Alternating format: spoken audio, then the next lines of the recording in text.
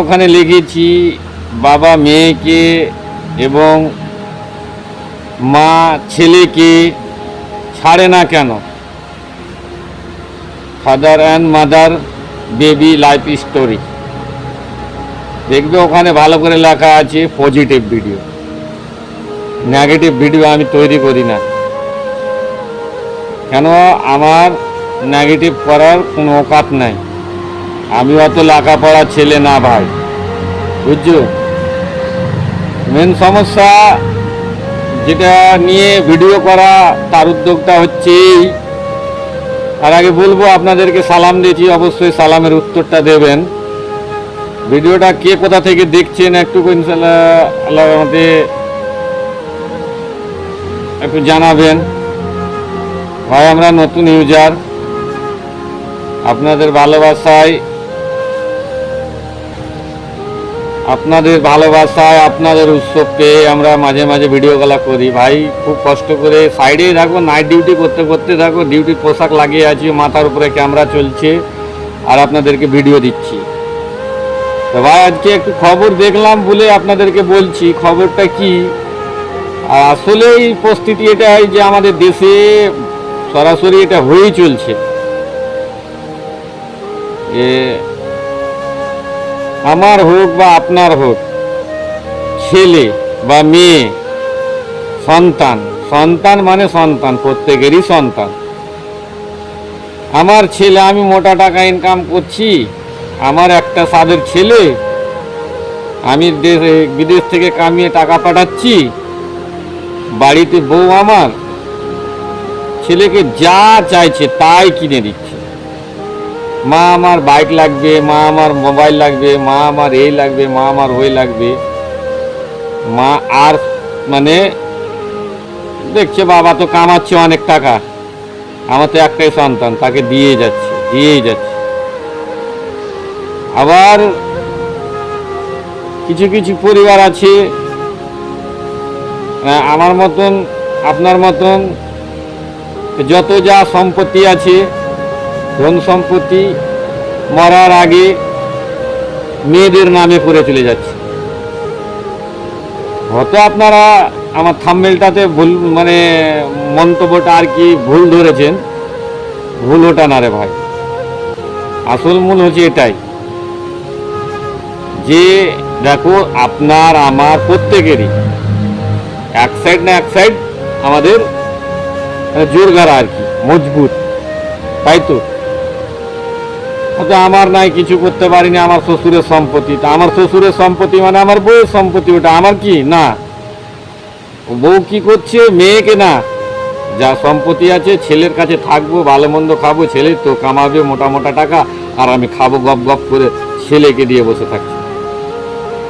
এবার অনেক বাবা কি করছে, ছেলেকে লেখাপড়া করাচ্ছি, লেখাপড়া করছে না ঠিকঠাক, কামাই দামাই করছে না, ঠিক আছে, ছেলের বিয়ে দিল, ছেলে ভিন্ন হয়ে গেল, বয়স্ক বাবা মাকে দেখলো না, ঠিক আছে, আমাকে যখন দেখলি না তা আমার সম্পত্তি আমি আর কি করব, আমার যা সম্পত্তি আছে আমি মেয়েদের নামে লিখে দিয়ে চলে গেলাম।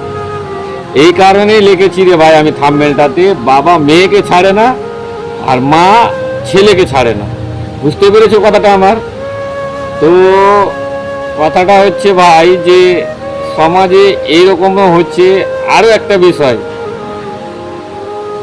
হচ্ছে এই যে আমরা আজকে বর্তমানে আমার সাইডে একজন এখানকারই লোক, তিনি খ্রিস্টান,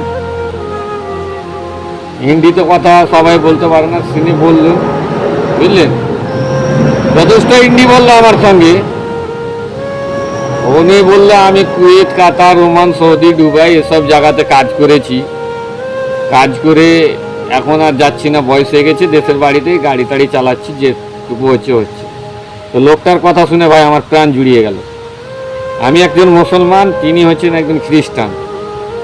আমাকে জিজ্ঞেস করলো আমার নাম, আমি বললাম আমার নাম ইসরাইল শেখ, বাড়ি তোর কান্ট্রি। ও প্রথমে ভেবেছে আমাকে বাংলাদেশ, তারপরে আমি বললাম না আমার বাড়ি বাংলাদেশ না, আমার বাড়ি ইন্ডিয়া, ওয়েস্ট বেঙ্গল। আমরাও বাঙালি কিন্তু আমার বাড়ি ওয়েস্ট বেঙ্গল, ইন্ডিয়াতে। তারপরে গল্প সল্প করলাম, করে আমাকে জিজ্ঞেস করলো যে আমাদের শ্রীলঙ্কাটা কেমন লাগে, কেমন লাগছে, কতদিন থেকে আছিস, কেমন লাগছে? হ্যাঁ, দেখো ছেলে আছে, মেয়ে আছে, আল্লাহ তাআলা আমাদেরকে কাছে পাঠিয়েছে, তাদেরকে মানুষের মতন মানুষ করে লেখাপড়া করে সুন্দর স্থাপন মানে যা করতে হয় আর কি, তাদেরকে একটা ভালো পথ দেখিয়ে, মরণ কার কখন হয়ে যাবে বলা মুশকিল। ভাই আমি আজকে আপনাদের সামনে ভিডিও করলাম, কালকে যে বেঁচে থাকবো তার কোনো গ্যারেন্টি নাই, সেকেন্ডও গ্যারেন্টি নাই। ঠিক আছে, আমাদেরকে জিন্দা রেখেছে যিনি, তিনি নাম হচ্ছে আলহামদুলিল্লাহ। আল্লাহ তাআলা আমাদেরকে প্রত্যেকটা সেকেন্ডের আমাদের মরণ করে লেখে রেখেছে, প্রত্যেকটা সেকেন্ডে, তবু আমরা ভয় করছি না। আমাদের উপর কি কি করে রাখেনি, আমাদেরকে হারাম থেকে নিশ্চিত করে রেখেছে, আমাদেরকে হালাল খেতে বলেছে। আমরা এইসব না করে 5 ওয়াক্ত নামাজ, রোজা, হজ, যাকাত এতগুলো কিছু বাদ দিয়ে আমরা শুধু টাকা দে টাকা দে টাকা দে, এই ধন এই ধন, এই আমার ধন মেয়েকে দিয়ে দেবো, এই আমার ধন ছেলেকে দিয়ে দেবো। বউ বলে আমার ছেলে পছন্দ, স্বামী বলে আমার মেয়ে পছন্দ, বউ স্বামীতে ঝগড়া।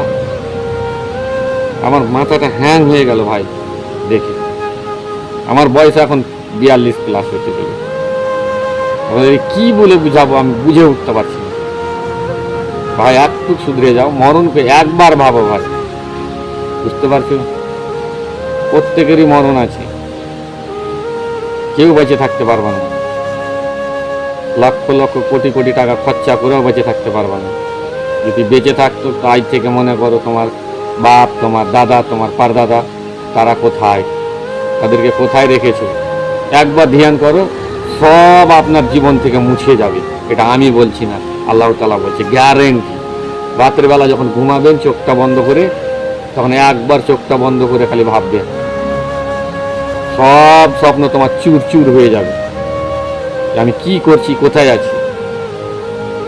ভাই ভিডিওটা যদি ভালো লাগে ভাই একটা লাইক কমেন্ট শেয়ার করে দেবেন। আপনাদের একটা লাইক কমেন্ট শেয়ার করার উদ্যোগে আমি টাকা পাওয়ার আশা তো করি না। এই যে মনটা খারাপ হয়ে গেল, রাতে বসে বসে একা একা ডিউটি করছি, আপনাদের সামনে এই কথাগুলো শেয়ার করলাম। আপনারা যেই কয়জনই দেখেন না কেন আলহামদুলিল্লাহ, তাকে আমি ভালো বলবো, আর যে দেখলো না তাকেও ভালো বলবো। তো এই যে কথাগুলো শেয়ার করলাম, হয়তো কারোর মন খারাপে কথাটা যদি ভালো হয়। তো ভাই সম্পত্তি বলতেই মেয়ে আছে ছেলে আছে, দুজনেরই সমান অধিকার আছে। আপনি বেঁচে থাকতে যা পারবেন করে দিয়ে যাবেন তাদেরকে। আপনি মরার কালে কবরেতে এক আযাব হবে, দ্বিতীয়ত ছেলে মেয়ের আযাবের ভুক্ত হয়ে না। এটুকু ভাই প্রত্যেককে হাত জোড় করে বলবো, মা বোন দাদা বৌদি প্রত্যেককে বললাম আমি কথাটা, আমার মনে করে একবার। যত রাগ আছে আল্লাহ তাআলা বলে দিয়েছে, মানুষের শরীরে এমন কোন জিনিস আছে জিনিসটা হারাম, খেললে হালাল, আবার নেকি। মানুষের শরীরে এমন কোন জিনিস আছে জিনিসটা হারাম, খেললে হালাল। হারাম খেয়ে হালাল হয় কোনদিন? হয় না। কিন্তু হচ্ছে দেখো, রাগ যখন তোমার শরীরে চলে আসে ওটা হারাম, রাগটাকে যদি তুমি গিলে ফেলো ওটা হালাল। বুঝতে পেরেছো?